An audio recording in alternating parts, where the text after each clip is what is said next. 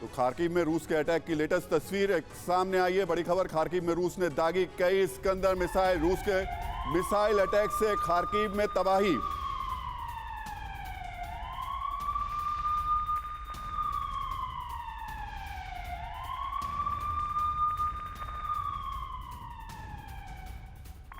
तो ये बड़ी खबर इस वक्त खार्किव से आ रही है, जहां इस्कंदर मिसाइल के जरिए रूस ने अटैक किया है। ये लेटेस्ट तस्वीरें इस वक्त आप देख रहे हैं स्क्रीन पर।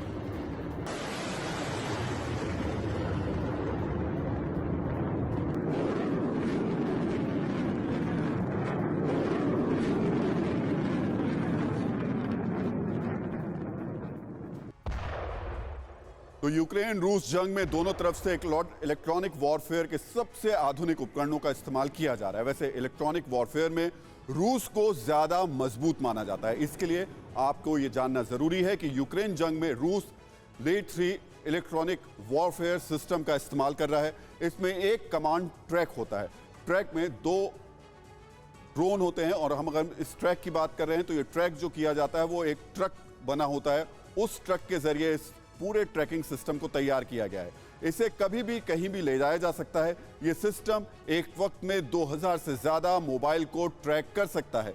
यह सिस्टम 3.7 मील तक फोन को ट्रैक कर सकता है। रूस लगातार इस सिस्टम का इस्तेमाल कर यूक्रेन के सैनिकों को ट्रैक कर रहा है। अमेरिका का दावा है कि यूक्रेन भी इसी सिस्टम का इस्तेमाल कर रहा है। हालांकि यूक्रेन को पश्चिमी देशों से कई दूसरे लेटेस्ट उपकरण भी मिले। तो रूस के खिलाफ नाटो की बड़ी जंगी तैयारी है। बड़ी खबर एक वक्त और आ रही है, वहां से यूरोप में अलर्ट पर नाटो ने 130 फाइटर जेट्स अलर्ट किए। यूरोप के आसमान पर नाटो की पैनी नजर। नाटो लगातार अपनी तैयारियों को और पुख्ता चल रहा है और इस वक्त 130 फाइटर जेट्स को उसने अलर्ट कर दिया है। सरहद पर भी, खासतौर से रूस के आसपास लगी हुई पोलैंड के आसपास और उन इलाकों को जो कि सरहद पर हैं रूस के, वहां पर नाटो की सेना लगातार एक्टिव हो रही है, एक्सरसाइज की शक्ल में दिख रही है और अब 130 जेट्स को अलर्ट पर रखा गया है।